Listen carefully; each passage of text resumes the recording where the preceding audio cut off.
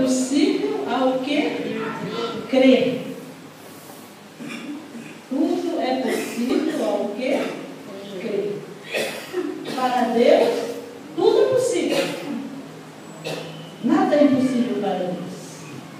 Porém, para nós, humanos, tudo é possível ao que crer. Sem fé é impossível agradar a Deus. Nem mesmo agradar nós podemos tentar agradar a Deus sem a fé. Imagine fazer as coisas que Jesus fez aqui na terra. Então, meus amados irmãos, nós não podemos deixar abandonar os reinos que é a graça de Deus e nem achar que não temos mais força, porque a nossa força é a nossa fé. Enquanto nós temos fé, nós temos força. A palavra de Deus diz que Deus nos dá a fé sob medida. Cada um de nós, crentes em Cristo Jesus, temos uma fé sob medida. E a fé cresce. A fé cresce. Ela não fica estática. Ela não fica estagnada. Porque o apóstolo Paulo diz que a fé vem pelo ouvir. E ouvir a palavra de Deus. Então a fé vem. Ela vem. Ela não é estática. Ela é dinâmica. E ela cresce. Jesus falou para os discípulos lá no mar da Galileia: por que temeis, homens de pequena fé? Disse que eles tinham uma fé pequena. Mas para aquele centurião, aquele homem que falou: não sou digno que entres na minha casa, mas dize uma só palavra, meu servo será curado.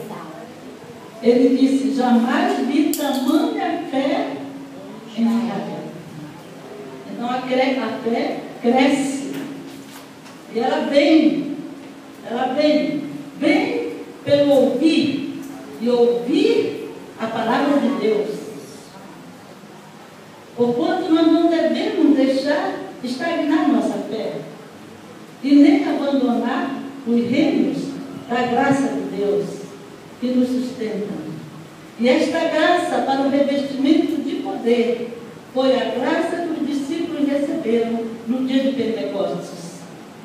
E quando eles tomaram consciência dessa graça, foi então que Pedro pôde dizer: ouro nem prata eu tenho, mas o que tenho, isto te dou. Quando nós recebemos essa graça para o revestimento de poder, nós temos consciência do reino de Deus dentro de nós. Não somos apenas humanos, nós somos Cristo. E o reino de Deus está dentro de nós. Somos um com Ele. E podemos fazer as coisas que Ele fez. E andar como Ele andou aqui na terra. Meus amados irmãos, todos nós temos uma carreira, temos um caminho a percorrer.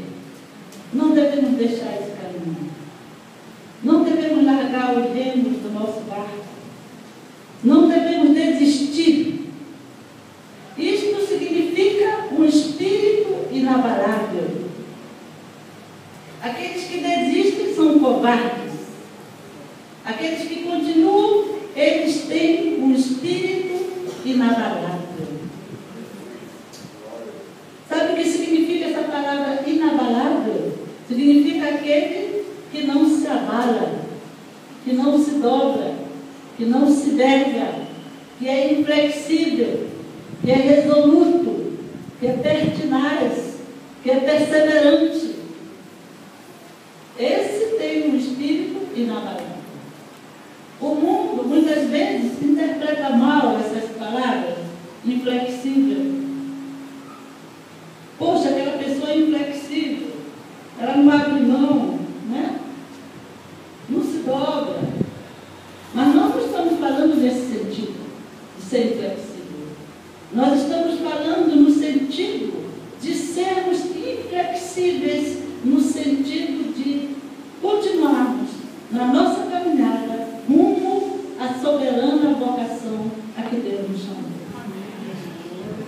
temos que ser inflexíveis. Nós não devemos arredar o pé, não devemos deixar o caminho, não devemos nos dobrar diante das circunstâncias, diante das coisas que o mundo nos oferece.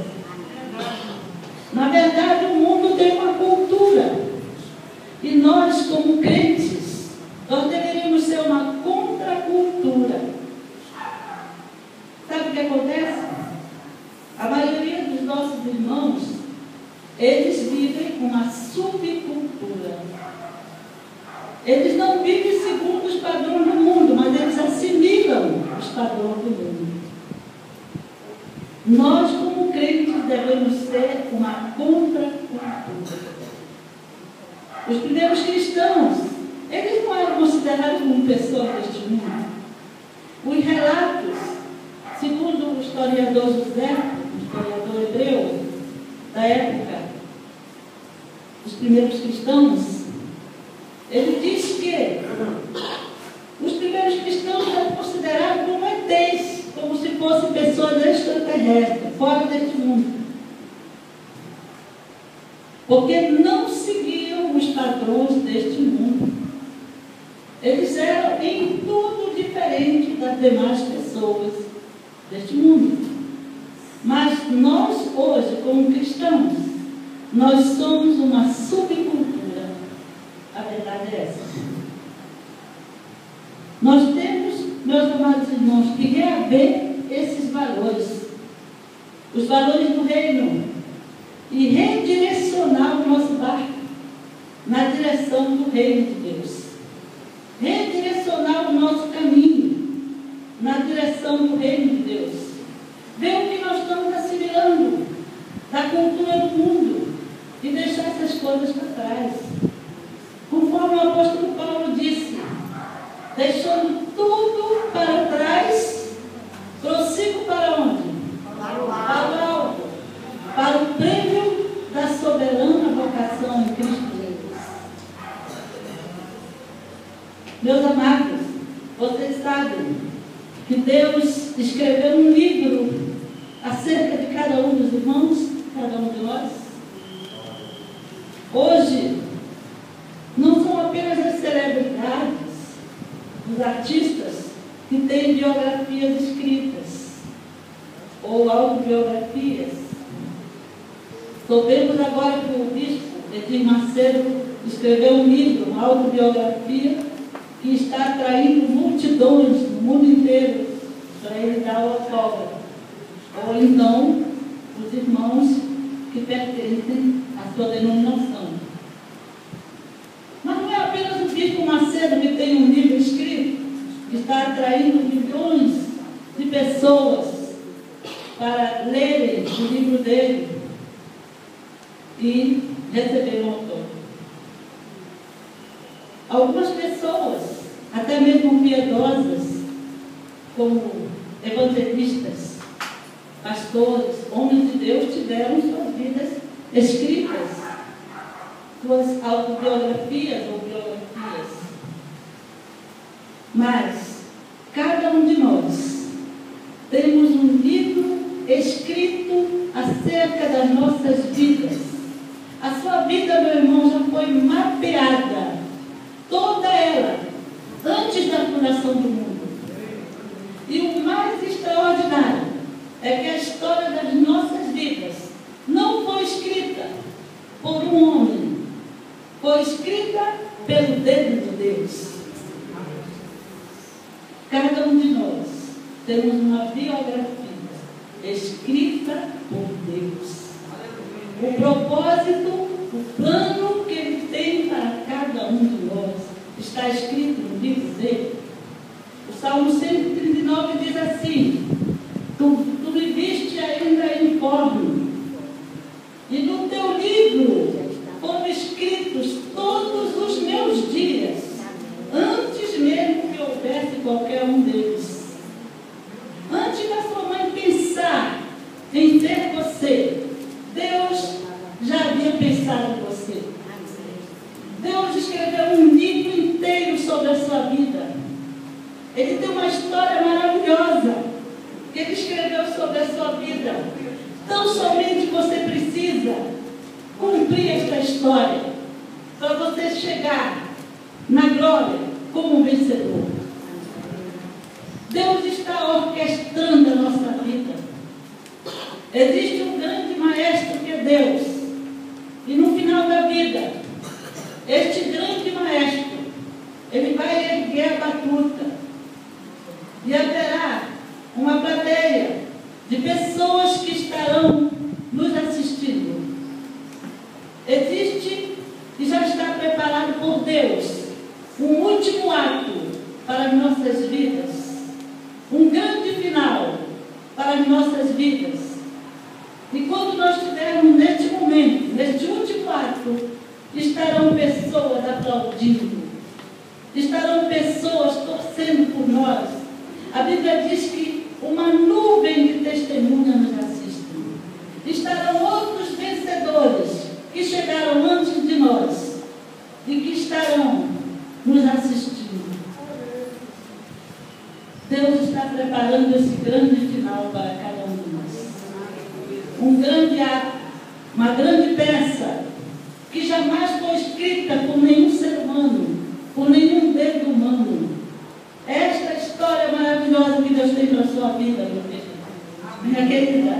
Não vale a pena perder nada dessa história por qualquer coisa, por qualquer coisinha que Satanás coloca diante de você, por qualquer obstáculo, por qualquer dificuldade, por qualquer tentação, seja que for. Não vale a pena. Não vale a pena perder esse galardão, esse prêmio que Deus já tem preparado para cada um de nós. Cada um de nós devemos estar olhando para o alto, como o apóstolo Paulo falou, prossigo para o alto. Em outra passagem ele diz, olhando para Jesus, o autor e o consumador da nossa fé. Meus amados irmãos, muitos de vocês podem estar pensando, mas a minha vida não tem sido uma história tão linda assim, como a irmã está contando. Eu tenho cometido muitos pecados, tenho feito muitos erros, tenho feito muitas escolhas erradas na minha vida. Mas Deus, meus amados irmãos, Ele não tem um único plano para a sua vida. Ele tem vários planos, quantos forem necessários, para você redirecionar o seu barco e para você redirecionar o seu caminho rumo à terra prometida. Ele tem meios de trazer você para o caminho. E se você está quase afundando, quase resbalando, Ele tem meios de fazer com que você permaneça firme no barco. Para isso, Ele nos deixou a sua graça. A graça capacitadora de Deus. E a graça para o revestimento do poder de Deus. Deus, Ele quer, mais do que ninguém, mais do que nós mesmos, que nós possamos chegar até o final como vencedores. Deus quer que cada um de nós tenhamos um grande final. É possível que alguém aqui sonhou um dia ser artista, não sei, ou escritor, ou pintor, ou ter alguma profissão de reconhecimento, mas todos nós, cada um de nós, seremos reconhecidos um dia, diante de toda a eternidade, diante de todos os anjos dos céus, anjos, arcanjos, querubins e serafins, e todas as potestades, todas as hostes, nós seremos reconhecidos pelo Senhor, porque Ele dirá a cada um de nós, muito bem, servo bom e fiel, entra no gozo do teu Senhor. Meus amados irmãos, todo o sofrimento desta vida não se compara com a glória que nos está reservada, com aquilo que nos está sendo preparado nos céus. É por isso que o apóstolo Pedro diz que a momentânea tribulação que nós passamos nessa hora não se compara com aquilo que Deus Deus tem preparado para nós. Porquanto soframos com perseverança, como o apóstolo Paulo diz, que nós devemos correr a nossa carreira com perseverança. Jesus fala nas cartas do Apocalipse, às igrejas do primeiro século, ele diz no final de cada carta, ao que vencer. E ele diz que ele dará um prêmio. Muitos receberão a coroa da vida. Muitos receberão um nome. Muitos governarão as nações. Deus tem um prêmio para cada um de nós. Amém. Os que correm nesta vida, conforme o apóstolo Paulo disse, correm para ganhar um prêmio perecível, que perece. Mas nós corremos para ganhar um prêmio que não perece, imarcessível, imperecível, que não pode perecer jamais. Corramos com perseverança. A nossa vida ainda não terminou. A história da nossa vida ainda não terminou. Ainda há esperança. Há esperança para cada um de nós, para que nós possamos cumprir todo o propósito de Deus para as nossas vidas. Se nós nos afastamos do caminho, esta é a hora, é o momento de nos arrependermos, de pedirmos perdão pelos nossos pecados e de nos arrependermos sinceramente de termos nos desviado deste caminho e continuar o caminho em frente, o caminho a seguir. Cada um de nós temos essa oportunidade. Deus sempre nos dá uma segunda chance, uma terceira e uma quarta, quantas forem necessárias, segundo os desígnios dele e o propósito que ele tem para cada um de nós. Deus é poderoso para ir lá no nosso passado e mudar as escolhas erradas que nós fizemos. Ele pode ir lá no nosso futuro e mudar todas as consequências dessas escolhas erradas. Conforme a palavra de Deus diz que todas as coisas, todas, não apenas algumas, mas todas as coisas cooperam para o bem daqueles que amam a Deus. A palavra de Deus diz que os pensamentos de Deus a nosso respeito são os melhores. Deus quer o melhor para você, meu irmão. Ele diz, eu é que sei os pensamentos que têm a vosso respeito. São pensamentos de paz, para que alcanceis o fim que desejares. Jesus está dizendo ali, vocês querem receber a coroa da glória? Amém. Eu tenho pensamentos para que vocês alcancem este fim. Devemos perseverar, meus irmãos. Perseverar neste caminho. O caminho é este, não é o outro. E é um caminho estreito, não é um caminho largo. O caminho da cruz, que leva à cruz do Calvário, é um caminho estreito. O caminho do mundo é largo, mas o nosso caminho é estreito. Conforme Jesus disse, no mundo tereis aflições. Porque ainda estamos no mundo. O reino já nos foi dado, mas Satanás ainda está no mundo. A palavra de Deus diz que o mundo inteiro jaz no maligno. A autoridade foi retirada dele, toda a autoridade, mas ele ainda continua no mundo. Ele não arredou o pé. Ele só será depois acorrentado por 1000 anos, durante o milênio. Mas enquanto nós estamos no mundo, ele está no mundo. E o mundo jaz nele. E é por isso que nós sofremos tribulação. Mas saibam que Deus, quando escreveu a história de suas vidas, ele já sabia que Satanás estaria no mundo. E ele criou recursos para nos livrar de todos os laços, de todas as armadilhas de Satanás. Conforme o salmista escreveu, caiu lá e nós escapamos ilesos. Satanás dá uma cilada e diz assim: ele vai cair, ela vai cair. Mas nós clamamos a Deus, e Deus vem em nosso socorro, e daqui a pouco estamos em pé. E aí Satanás pergunta: mas como é que aquele irmão, aquela irmã que eu pensei que estivesse caído, agora está de pé? Mas é isso que Deus faz, meus irmãos. Se nós clamarmos a Ele. Quando eu contei a história do nosso inquilino, eu falei que nós não iríamos intervir, se nós não intervimos em nada. Mas, se o nosso inquilino pedir ajuda, nós vamos ajudar. Se ele disser: olha, tem uma porta aqui que está com cupim, ou então essa porta aqui está com as dobradiças pegujadas, a gente vai lá e troca. Mas só se ele pedir ajuda. Nós não podemos chegar lá, embora a propriedade seja nossa, nós não podemos chegar e dizer: olha, eu vim ver a casa, eu vim ver o apartamento como é que está. Nós não podemos fazer isso. Não é mesmo, irmão? Não podemos.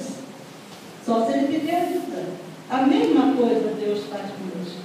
Ele nos deu a terra e nós somos responsáveis por tudo que acontece aqui na terra. Mas, se nós pedirmos ajuda a Deus, Ele irá nos ajudar. Mas se nós não pedirmos, Ele não irá intervir. Deus é soberano. Ele é o dono da terra e do universo, de tudo que existe. Mas na soberania dele, Ele escolheu dar a terra para nós cuidarmos. E tudo que acontece na terra, e com as nossas vidas. Se nós fizermos escolhas erradas, fizermos as coisas erradas, Deus não é responsável por essas coisas, mas nós somos responsáveis. Porquanto devemos pedir ajuda a Deus, e se nós clamarmos, Ele dirá. Como o pastor falou no início do culto: clama a mim. Nós ouvimos no início do culto: clama a mim, e responder-te-ei, e anunciar-te-ei coisas grandes e firmes que não sabes. Deus quer nos falar muitas coisas, mas tão somente devemos nos apegar a Ele, devemos permanecer firmes neste caminho que Ele traçou para nós.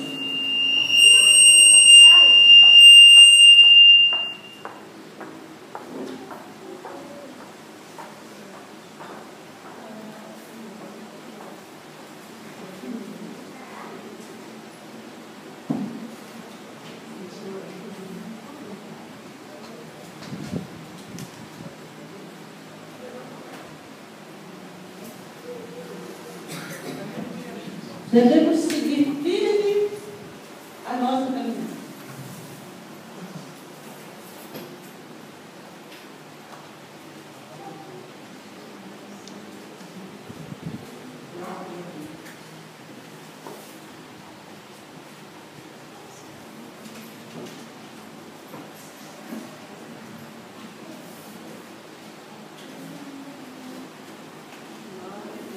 Aleluia. Talvez, irmão, você esteja lutando contra a correnteza desse mundo. Não é fácil. É uma batalha. Mas a palavra de Deus diz que nós devemos combater o bom combate de Cristo. Como Paulo disse: combati o bom combate, completei a carreira e guardei a vida. Mas para isso nós temos que ter um espírito inabalável, que não se abala. Conforme o Salmo 125:1 diz: os que confiam no Senhor são como o monte de Sião, que não se abala, fique para sempre. Um espírito que não se dobra, que não se verga. Um espírito perseverante. Paulo diz: corramos com perseverança a carreira que nos está proposta. Ele não diz: corramos com alegria a carreira que nos está proposta. Ele não diz: corramos carreira que nos está proposta. Ele não diz, corramos com responsabilidade a carreira que nos está proposta. Ele diz, corramos com perseverança a carreira que nos está proposta. Interessante que a palavra que ele usa não é alegria, não é responsabilidade, não é propósito, é perseverança. E o que significa ser perseverante? Significa ser persistente, ser constante, ser tenaz. Em outras palavras, significa ter um espírito inabalável. E é esse espírito que Deus quer nos dar. Cada um de nós temos vidas extraordinárias para Deus. Segundo as pesquisas, os filmes que têm maior procura em todas as revistas, em todos os artigos, são os filmes que tratam de super-heróis. Hoje.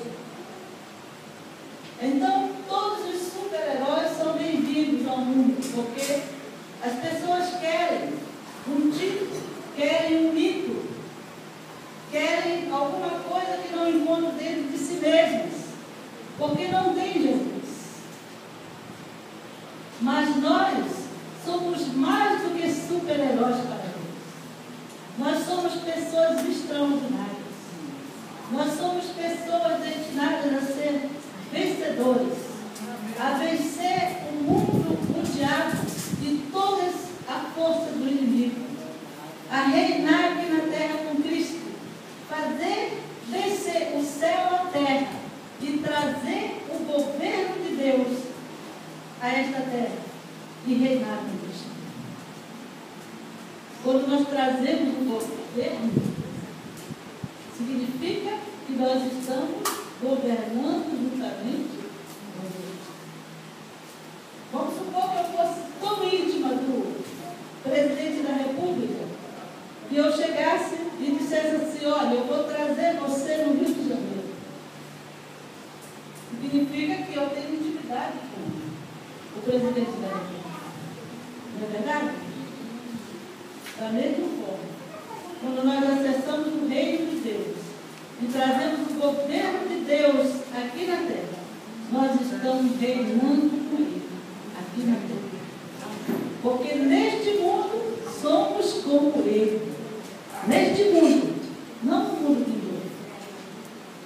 Lá nós já sabemos que iremos reinar com Ele por toda a eternidade. Amém. Mas neste mundo, nós somos como Ele. E podemos trazer o governo de Deus aqui na terra. O que é que o apóstolo Tiago diz? Está alguém doente? São os presbíteros da igreja. Há alguma necessidade? Ore. Se o irmão está passando por alguma necessidade, ore. Busque a Deus. E Ele virá. Se nós clamarmos, Ele virá. Aleluia. Busque a ajuda de Deus. Mas continue firme, meu irmão, minha irmã. Continue firme neste caminho. Não desista. Não esmoreça. Não entregue os pontos. Jamais. Se Deus colocou algo no seu coração, se Deus está falando com o irmão, com a irmã, não desista dos propósitos de Deus para a sua vida. Vá até o fim, porque Deus lhe dará graça. E não apenas a graça capacitadora, mas a superabundante graça de Deus, que não termina nunca. A graça para o revestimento do poder de Deus para a sua vida. E você será mais do que vencedor. Agora, quando nós temos um espírito inabalável, nós experimentamos o sobrenatural de Deus nas nossas vidas. Você quer ver o sobrenatural de Deus na sua vida? Então tenha um espírito inabalável. Seja inflexível, seja tenaz, seja perseverante, seja firme. Não desista, não entregue os pontos. E você vai ver o sobrenatural de Deus na sua vida. Deus só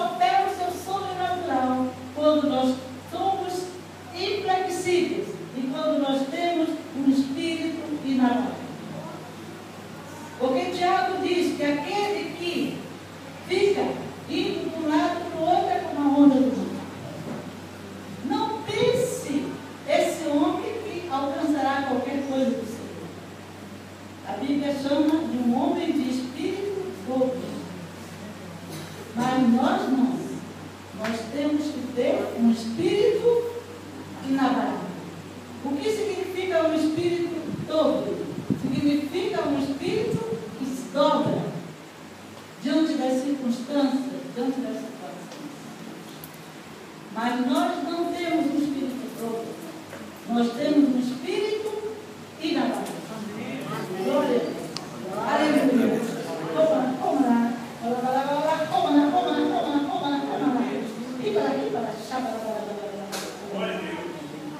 Irmãos, Deus está presente aqui. E nós temos um espírito inabalável. São as fortalezas na nossa vida. As fortalezas é que ofuscam ou contaminam o nosso espírito. As fortalezas da nossa alma. Talvez os irmãos estejam pensando, mas o nosso espírito, a habitação do Espírito Santo de Deus, não pode ser tocado. Se nós nascemos de novo, realmente, ele não pode ser possuído, mas ele pode ser afligido. Ele pode ser contaminado. Os irmãos lembram daquelas visões de Ezequiel? Quando Deus levou Ezequiel, ele estava na Babilônia, levou o Espírito até Jerusalém e mostrou que o templo estava sendo contaminado. O nosso corpo é templo do Espírito Santo. Nós sabemos disso. Mas o nosso corpo, alma e espírito pode ser contaminado. Conforme Deus mostrou na visão a Ezequiel. Porquanto, o que torna o nosso espírito fraco, covarde, dobre, são as fortalezas da nossa alma. E hoje nós vamos tratar com essas fortalezas. Eu gostaria de ir direto, depois nós lançarmos, para não perder a sequência. Os irmãos concordam? Amém. Porque essas fortalezas, nós precisamos tratar delas e fazer com que elas caiam por terra hoje, em nome de Jesus. Meus amados irmãos, o que é uma fortaleza? Uma fortaleza, as situações que nós passamos, situações que muitas vezes podem nos trazer danos físicos, ou emocionais, ou até mesmo espirituais, são oportunidades ou legalidade que o inimigo encontra para entrar nas nossas vidas. Pode ser uma situação de enfermidade, uma doença física, ou um aborto, ou alguma situação de violência física ou sexual, abuso sexual, que nós passamos. Estas situações dão legalidade para o inimigo entrar nas nossas vidas. São direitos de autoridade do inimigo, ou autoridade legal do inimigo, ou porta de entrada do inimigo. Essas situações nós costumamos chamar porta de entrada de demônios.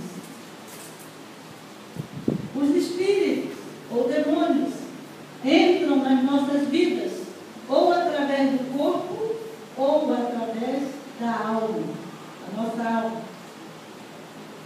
Através da nossa mente, ou das nossas emoções, ou da nossa vontade. Situações como abuso emocional, traumas emocionais, situações como legalismo, ou pensamentos distorcidos da nossa mente, ou irrealidade na nossa mente, fantasias, são portas de entrada de demônios através da nossa mente, ou das nossas emoções, dos nossos sentimentos ou da nossa vontade. E todas essas portas são lugares de autoridade. Na antiguidade, os discípulos de Jesus e os próprios apóstolos costumavam ver como eram as portas da cidade. As portas da cidade eram o local, ou os locais, onde se reuniam os anciãos da cidade, as pessoas mais eminentes, mais proeminentes, para discutirem os assuntos relacionados acerca da cidade. Então, portas eram lugares de autoridade. E quando nós abrimos essas portas para o inimigo, o nosso corpo ou a nossa alma, eles têm autoridade sobre nossas vidas. Eles assumem um posto de autoridade. E o que eles fazem? Eles entram na nossa vida. E as cidades antigas, na época de Paulo, e também dos discípulos de Jesus, todas elas tinham um muro de proteção. As cidades tinham muros e tinham portas. E as portas eram de ferro. E as trancas dos ferrolhos eram de bronze. Então, na porta havia um vigia. E na frente da porta havia água. Para que aquela água?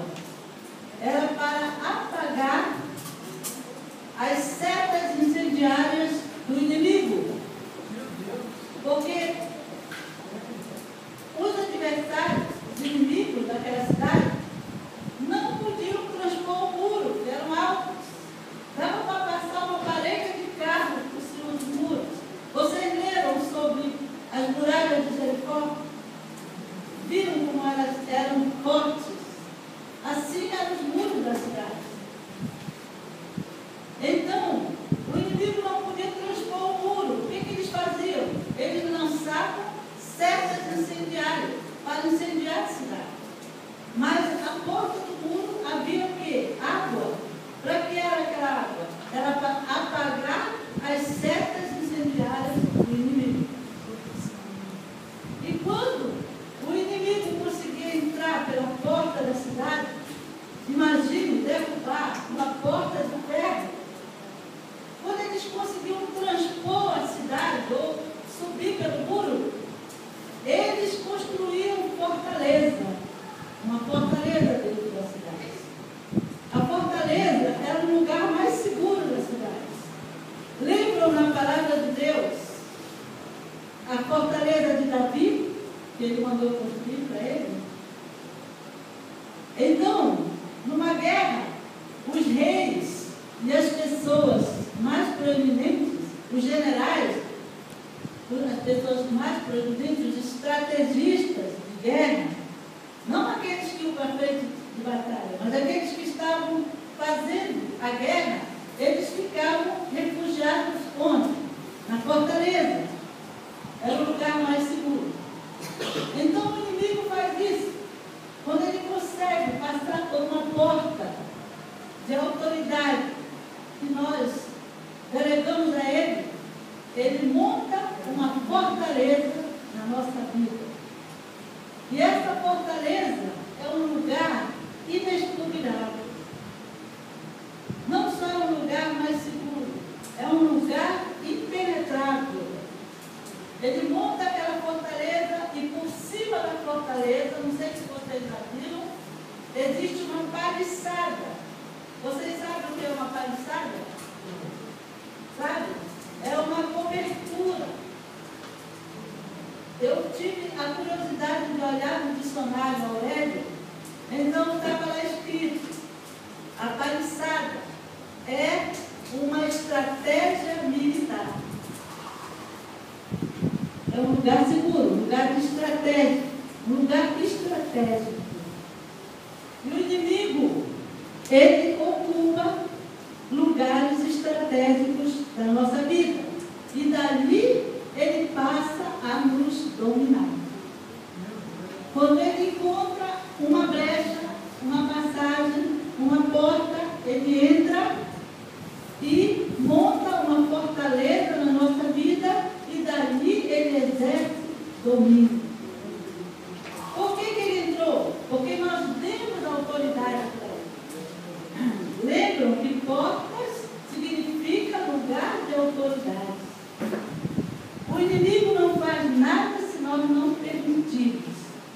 Mas se nós permitirmos, ele entra. E quando ele entra, ele assume a autoridade. E quando ele entra dentro de nós, ele monta uma fortaleza. E a partir dessa fortaleza, ele passa a nos dominar. O que faziam o povo antigo? Como é que eles faziam? Quando eles construíam uma cidade, quando eles entravam na cidade. O que eles procuravam? Destruir. Qual era o alvo deles? Quem eles queriam, digamos, subjugar primeiro? Era o rei. Eram as autoridades da cidade. E onde se encontravam os reis e as autoridades? Nas fortalezas. Então, a primeira coisa que eles queriam atingir era a fortaleza. Porque ali estavam pessoas de autoridade da cidade. Até hoje, meus amados irmãos, na guerra, a estratégia não é diferente. Quando um país invade outro país, onde ele quer chegar primeiro? Qual é o alvo dele? Ele quer chegar primeiro onde? Na capital da cidade, do estado, do país. Digamos, isso não vai acontecer aqui, mas se os coreanos lá da Coreia do Norte estão fazendo experimentos com mísseis, se eles quisessem dominar os Estados Unidos, eles iriam querer lançar um míssil primeiro onde? Na Casa Branca. Não é verdade? E se fosse aqui no Brasil, seria lá no Palácio do Planalto. O inimigo faz isso. Ele procura montar guarda na nossa vida. Ele procura formar uma fortaleza e dominar, exercer domínio sobre nossas vidas a partir daí. Mas, quando vem um adversário, um valente, mais forte do que ele, Jesus não falou isso? Que quando Jesus disse, quando chega o valente, o que ele faz?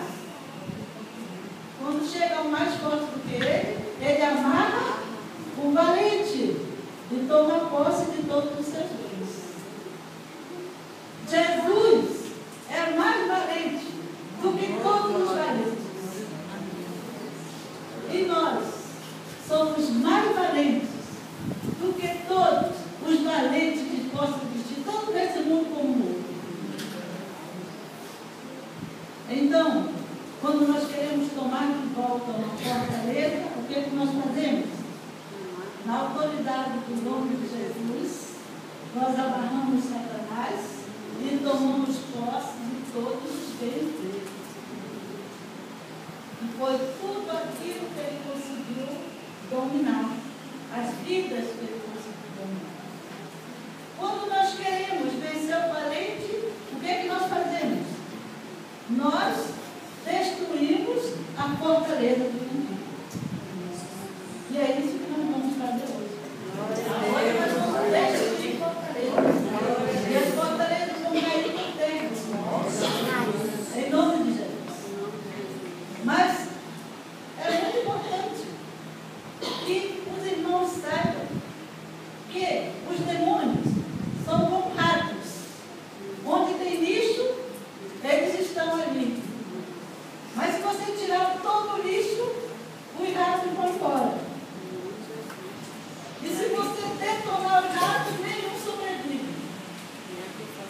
Não é verdade? Mas, se continuar a colocar lixo naquele local, o que vai acontecer? Outros ratos vão voltar. É por isso que Jesus diz que,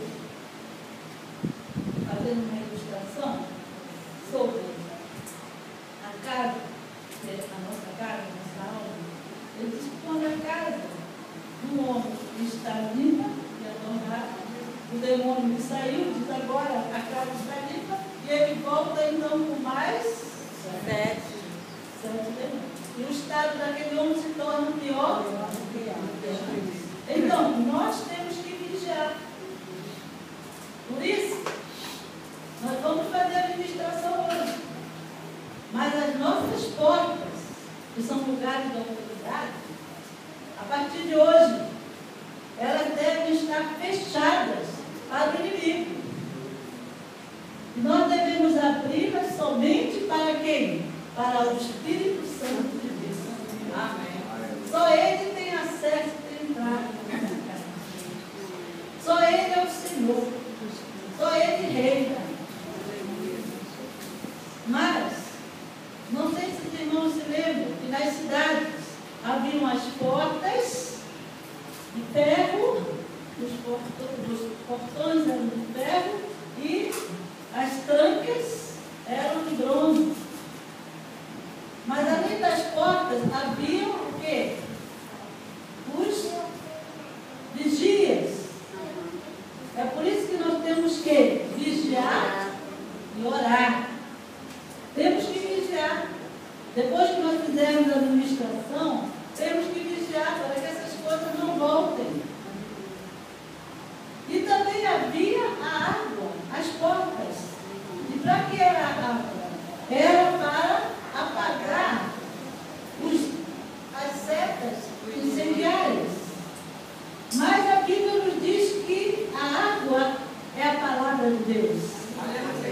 Jesus disse para os discípulos antes de morrer na cruz do Calvário, na última ceia, no Evangelho de João, ele disse: vós já estáis limpos pela água da palavra. A água é a palavra de Deus. Então nós temos que ter a palavra de Deus às portas para apagar os dardos inflamados do maligno. Como foi que Jesus venceu Satanás lá no deserto? Foi com a palavra. Jesus dizia: está escrito. E é dessa forma que nós vencemos o maligno. É com a palavra. Temos que ter a palavra às portas. De modo que quando vier o tentador ou o adversário, seja quem for, qualquer demônio, principado, potestade, poder, seja o que for, nós usamos o quê? A palavra. Arreda-te de mim, Satanás.